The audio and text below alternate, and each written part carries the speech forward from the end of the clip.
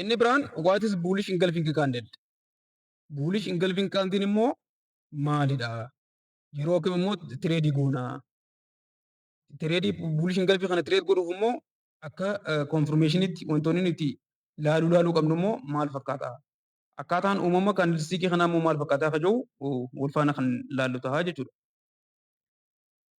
Kanaatiif a small bearish candle followed by larger bullish candle that completely covers or engulfs the previous candle jechuudha. Kanaafuu hiikaan bullish engulfingii maalidha? Small bearish candle. Smallidha jechuudha. Qaamni isaa hin xiqqaata. Amma fakkeenyaaf yoo si kalaaftin taate kaandilii kanaa fi kana keessaatiin kaandiliin xiqqaan isa kamidha? Isa kanadha. Kaandilii xiqqaa tahee fi bearish taate. Bearish ta'uun immoo maaliin adda beekna? Bifa kanaatiin diimatee argamuun bearish candle akka ta'u agarsiisa jechuudha. Followed by larger body bullish candle. Bullish candle irra guddaa kanaatiin ogguun follow ta'e jiru. Fakkeenyaaf asii yoo ilaaltu taate asitti bearish candle diimaatu argame itti aanee dhufee immoo maaltu ta'e? Magariisa kanatu guddatee ingilfi godhe jechuudha. Akkamitti ingilfi godhe? Haayii kaandilii kanaatii fi loo kaandilii kanaa guutummaa guutuutti of keessatti fudhatee jira jechuudha. Kanaaf kaandiliin bifa akkasii kun yoonii fi kaniif uumamu ta'eef kaandil formeeshinii kanaatiin maal jechuu dandeenya? Bullish engulfing candle jechuu dandeenya jechuudha. Appears after a decline or as the bottom of retracement. Yeroo hedduu eessatti argama?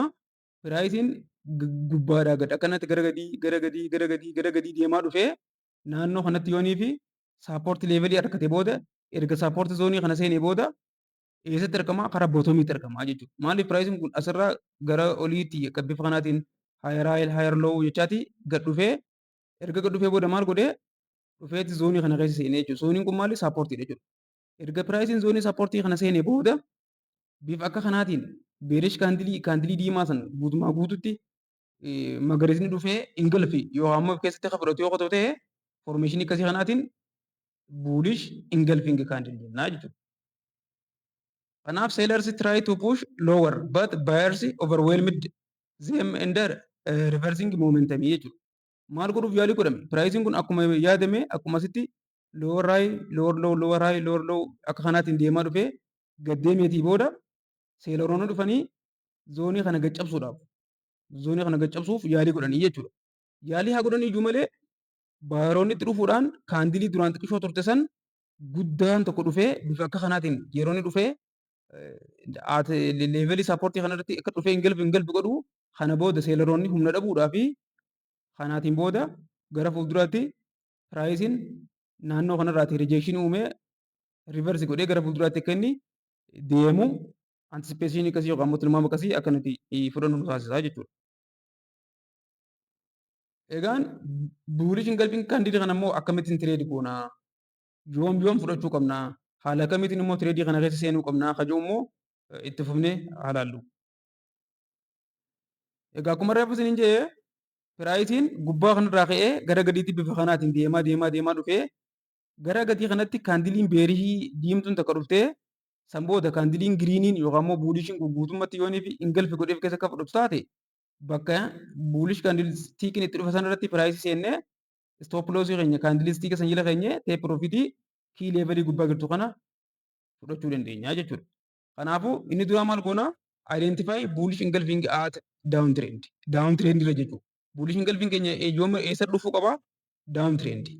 Maarketii akka kana bifa kanaatiin deemaa dhufe kanarratti dhufuu sii mirkaneessuu qabna jechuudha. Maaliif piraayisiin akkanaa kun bullish engulfing yoo qacarraa ta'e gara gadiitti maarketii gara olii deemu keessa akka dhufu taate itti fufuusaa ergaxanyaa ta'uu waan hin dandeenyeef piraayisii akkasii san shakkiitiin qabachuu waan dandeenyuuf irraa dhiisuu danda'utu nurra jiraata jechuudha. Kanaaf inni dura bullish engulfing kun eessatti uumamuu danda'u tura jiraata? Maarketii daawun tireend ta'e irratti uumamuu tura jiraata jechuudha. Fakkeenyaaf piraayisiin asirratti bifa kanaatiin gabbu'aa dhufeeti erganii naannoo kana ga'ee booda bullish kaandilstiikiin bakka kanatti uumamtee jechuudha. Inni biraa confirming volume and the next candle close higher. Akka carraa ta'ee gaafa piraayisiin bifa kanaatiin deemee naannoo gara gadii kana erga dhufee booda bifa kanaatiin bullish engulfing kaandiliin erga uumamee booda bakka kanatti yooniif vooluumiin maarketii sanii akka carraa ta'e ispaayikii akka guddatu ta'ee fi kaandiliin sanitti aanee jiru bakka kana gubbatti giriinii ta'ee yoo dhufee gara fuulduraatti ol deemuusaa konfirmeeshinii kan nuti ta'eef bakka sanarratti tireedii keenya baay'ee seennee istoop loosii jala kana teek piroofitii immoo gubbaa kanatti kaa'achuu dandeenya jechuudha. Inni biraan baay abbaaf kaandil buulish ingilfi kaandil haay. Buulish ingilfi kaandil haay keenya bakka tamii bakka tanarratti baay'ee seennaa jechuudha. Bakka tanarratti baay'ee seennaa san booda istoop loosii keenya eessa keenyan istoop loosiin biiloo ingilfi kaandil biiloo gara gadiisaa beerish ingilfi kaandil kana fuuneeti gara gadiisaa irratti istoop loosii keenya ni kaa'annaa. San booda taargetiin keenya immoo neekst rezistaansi. Rezistaansi jechuun bakka tamidha naannoo kanarraa jechuudha. Rezistaansi bakka tana kanarratti teek piroofitii keenya kaachuu dandeenya. Barbaachisaa taanaan immoo riskii as fudhanne kana takkarraa gara lama riskii riwaardi reeshoo tokkorraa gara lama fudhachuu dandeenya jechuudha. Akkas jechuun maali? Fageenya asii fi as jidduu jiru kana si'a lama akka inni ol nu deemu. Fakkeenyaaf bakka kana seennee harka tokko kana qofa riskii goonee asirraa ka'ee harka lamaan bakka kana jiru kana riwaardii teenya akka riwaardii ta'inee teek piroofitii keenyas kaa'uu dandeenya jechuudha. Ta'uu baannaan immoo bakka kaandiliin itti buulish ingilfiin itti seente kanarratti baay'ee seennee istoop loosii kaandilii san jala kaa'uudhaan teek piroofitii immoo kiileevalii bakka tana jirtu tana bakka tanatti maaltu jira iswingii hayi jira iswingii hayin kun immoo akka maaliin gargaara akka rezistaansiiwwan nu gargaaruuf teek piroofitii keenya hanga bakka tanaatti deemnee tireedii keenya eksikuut godhuu ni dandeenya jechuudha. Fakkeenya fudhannee ilaallu piraayisiin kun maali godhee asirraa ka'eetti maal godhe bifa kanaatiin gad deemaati bakka kana dhufee jechuudha. Egaa bakka kana dhufee maal ta'e bakka kanatti beerish kaandilii xiqqishoo tanaatu buulishii guddaa kanaatiin ingilfite jechuudha.